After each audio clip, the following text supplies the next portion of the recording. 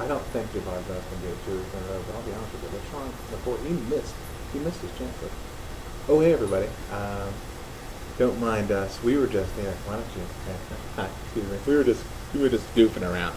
That's not really what happens here. I don't really consult with the previous, pick 'em queen, if you will, Trixie. These are all my picks. I don't know what you think you saw or what you didn't see, but these are all my picks. Hey, welcome to week 3.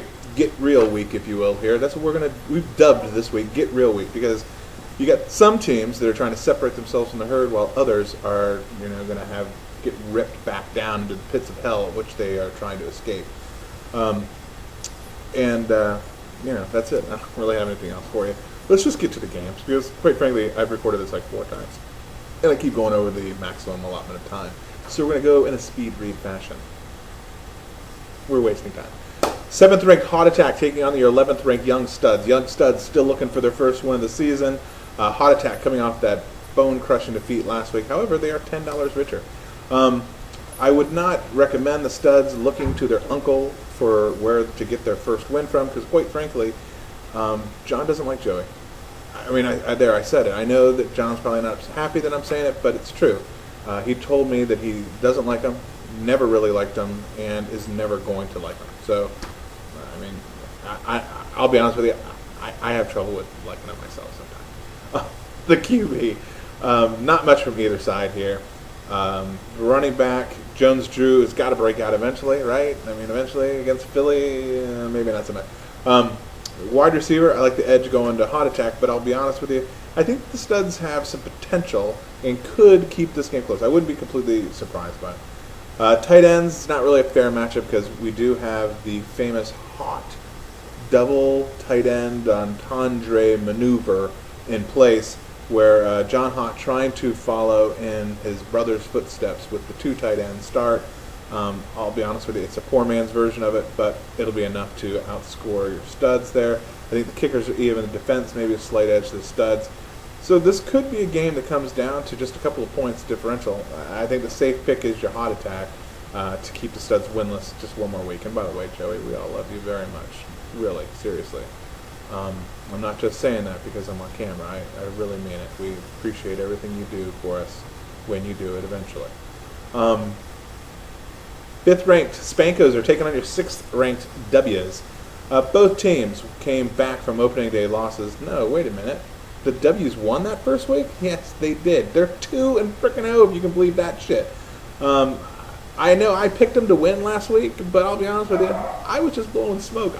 I didn't really think they'd win that fucking game, but they did. So they're 2-0. So this week, I think it's a get real moment. Who's going to do it? You've got your great matchup at quarterback. I like Cutler on Monday night. Call me crazy because Cutler, I wouldn't be 100% surprised to see a -2 thrown up there when I wake up Tuesday morning. But I'm going to go with Cutler. Pivotal stuff at the running back. Jackson's not the clear-cut starter. And Gore can have, he can be big or he can be small. So I guess if you had to pick somebody, maybe give the edge to the W's. Wide receiver, you got the W's going with the potential with Massaquoi, Creighton, Edwards, which could work, but I think the safe pick is going with the old guard and with the Spankos trotting out Calvin Johnson the line. Tight end, great matchup. These 2 tight ends are going to put a truckload of points up on the board. And in fact, that game before, even though they got 3 tight ends in it, expect these 2 guys to outscore those 3 guys hands down. Kicker, edge, Spankos. Defense, edge, W's. This is back and forth. I think your safe pick, I think you're all with me, the safe pick is Spankos. But wait! Nobody circles the wagons like the big flippin' W's. That's right, folks. Go with the W's to go 3-0 in a league that they can't possibly win because the keepers are stacked against them. Who would have thunk it? Certainly not me, and certainly not the W's. Game 3. 10th ranked, plummeting down the standings. The 10th ranked Thunder taking on the 12th ranked Llamas. But folks, to be honest, nothing can make you feel better than playing the Llamas. Ask those shitlickers that beat them last week. They were down in the dumps. They couldn't even think of ever winning a game ever in their life. They play the Llamas, and they think now they are the kings of the world. They're standing on the bow of the Titanic. I'm the king of the world! But they're not, and we'll get to that game in a minute. But anyway, the Thunder. We're talking about the Thunder. The Thunder, on the other hand, is going to get into the W column this week. And it's going to be over early because in the Battle of Texas, you've got the Cowboys playing for the Thunder. You got Schwab playing for the Llamas. And I see 8 picks for the Cowboys, all of them going for touchdowns. You heard it here first, folks. The Thunder destroys the Llamas, 276 to maybe 12. So mark it down, Thunder. Get real. We got 3 games left, and how are we doing on time? We're close. Classified, 8th ranked. Curtin, 9th ranked. These motherfuckers hate each other. They hate each other. I mean, and I think it probably stems from that playoff game in '74. That was classic. I know you all remember it. It was a classic game. Go down in the ages. But I think ever since then, these two motherfuckers just hate each other. It's a little bit different. No Nate Kading involved in the mix here. He's usually on one of these 2 squads, and he's good for a soundbite or 2. Usually something along like, I hate those motherfuckers. But, you know, what are you going to do? Quarterbacks. I like Manning. Give the edge to Curtin. Running back. The Williams brothers. I love the Williams brothers. But I like Pierre Thomas, who's now going to get he doesn't have to worry about Bush standing on the sidelines waiting for him because he's, I think, in a cast. So, I could go with Pierre Thomas there. Give the edge over to Curtin. Wide receiver. I think Moss is going to be loud. I think Austin Collie is going to be quiet. You won't be able to hear what he's saying. Tight ends, I love Chris Cooley. I love his wife. Go with classified. Kickers, like I said, this is not the same without Nate Kading. I'm not even gonna pick an edge here. Give the edge, and for defensive team, I like the steel curtain better than the steel curtain. Figure that one out. Get real, folks. Get real. The curtain's about to get real. Sorry, classified. Next up, 2 games left. We got the 3rd ranked cocksucking third ranked Red Eye Blind. Sorry about that. That's a Freudian slip thing. Taking on the 2nd ranked tight ends. Big first win for that homosexual group of Red Eye Blind folks. And they're holding on by the skin of their fucking teeth. This week they get to take on recently fallen from grace, the tight ends. Tough loss last week at the Jerk Store. But they're looking maybe to anally punish Red Eye Blind this week. So I think everyone's cheering them on. This week, quarterback, I like Palmer better, so give the edge to Red Eye Blind. I like the running back. Actually, no. I say I like the running back on one side, and then I look again at the running backs and I go, all of these running backs blow. How in the fuck are either one of these teams in this when running back is such a pivotal position? I don't get it. If you had to pick an edge here, give it to the tight ends. I don't know. I don't care because they all suck. Wide receiver, Welker and Collie, I think, are going to be your dudes to watch.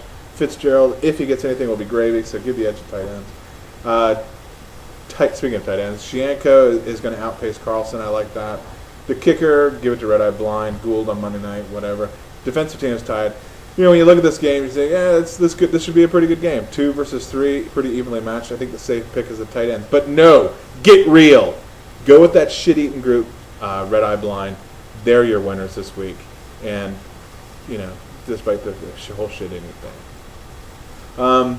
Last up, how are we doing on time? I think we're going to make it, folks. We got the Jerk Store taking on the Squirrels, 1 versus 4. The Squirrels redeemed themselves after that humiliating loss in week 1. They redeemed themselves last week by putting the most points up in the league. Jerk Store, big victory last week, taking out the number 1 team. They get the target on their back now.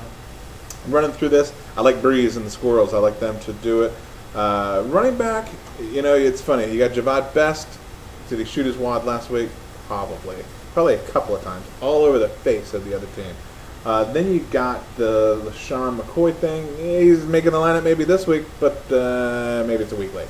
But I think all day settles it and gives the edge of the running back to the Jerk Store.